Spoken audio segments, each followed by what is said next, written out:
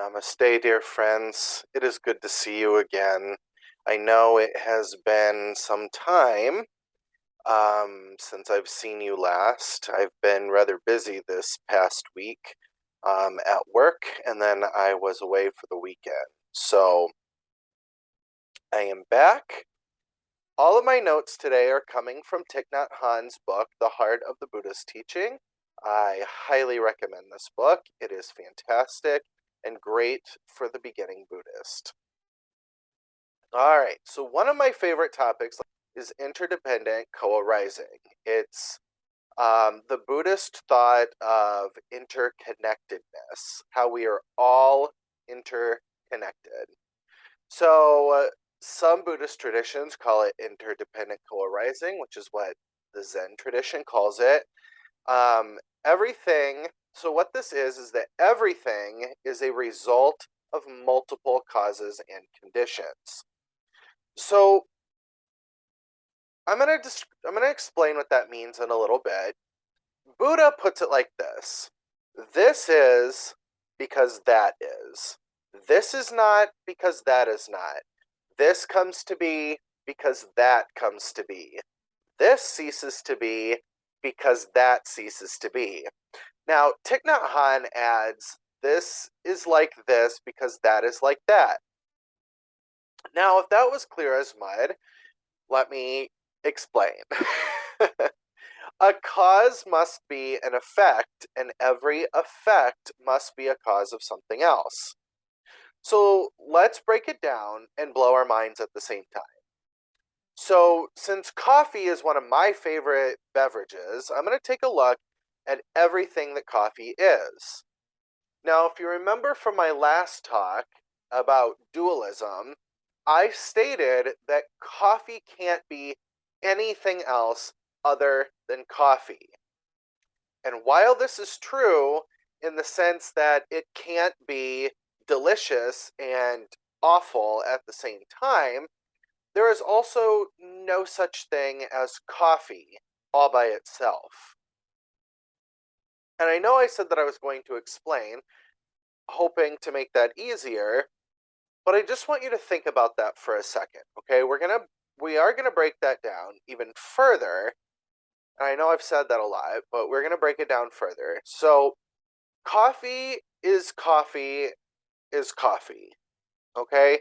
Some people might like it, some people might not like it, but the reason why we think it's delicious or we think it's awful has nothing to do with coffee, right?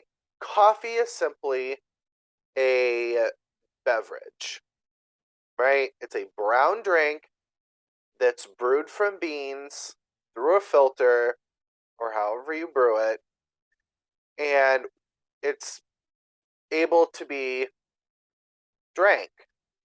You can drink it, okay? So, coffee is coffee is coffee. But there also is no such thing as coffee at the same time. Because when we look into the cup of coffee, we see so much more than a brown liquid with an amazing smell. First, there's the water, right? We have to have water to make the coffee. And if it's tap water, it had to come from somewhere. And if that happens to be from the city's water supply, that water was treated with a chemical. There's a person that's treating the water. Someone had to create the chemical. The person treating the water is a human. So he probably has a spouse and maybe children. His children came from sperm and egg, and he himself, being a human, also comes from sperm and egg. And so he has parents. So you see how, so far, the water all by itself is not simply water. It had to come from somewhere. And if it came from a city supply, there are people that have treated it, and there are people that have created the treatments. There are people that created the people that treat the water. And on and on and on that goes. And then there's the coffee bean itself. The coffee bean probably came from a bag. The bag had to be created by a person. That person has parents. The bean had to be roasted by someone. that person has parents. There was heat involved in the roasting process. So heat is involved with creating this coffee bean that we're able to grind and drink. Before the bean was roasted, it had to be harvested from somewhere. The tree or plant that it was harvested from had to have water and nutrients and sun to produce the bean, etc., etc. I could go into much further detail. So you see that there are many things that came together to make the coffee that I drink. Okay?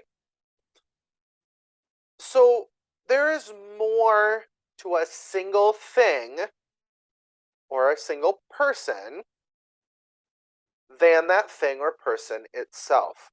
That is why there is no self that we think of or no thing.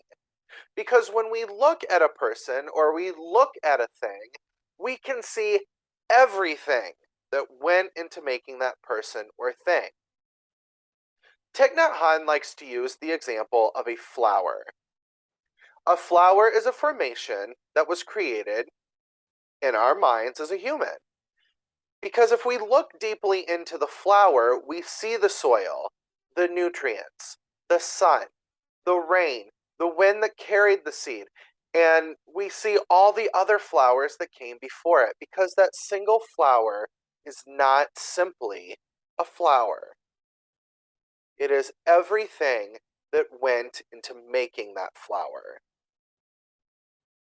So this all can circle back to our quote from Buddha.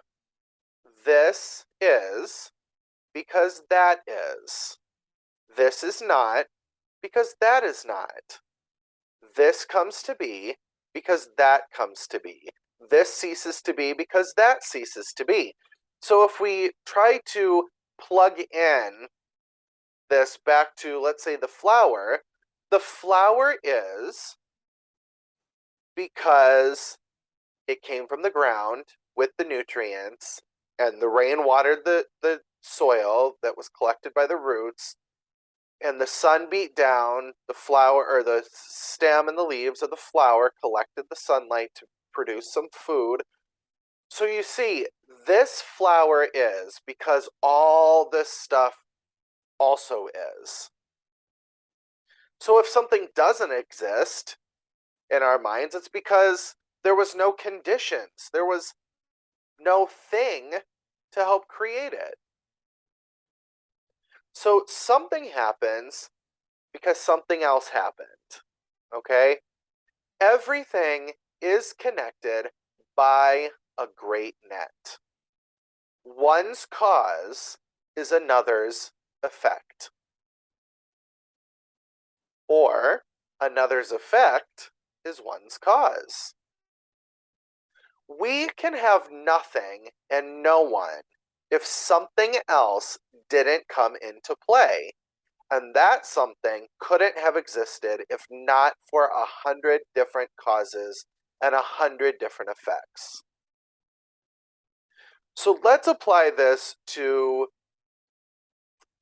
people and our society.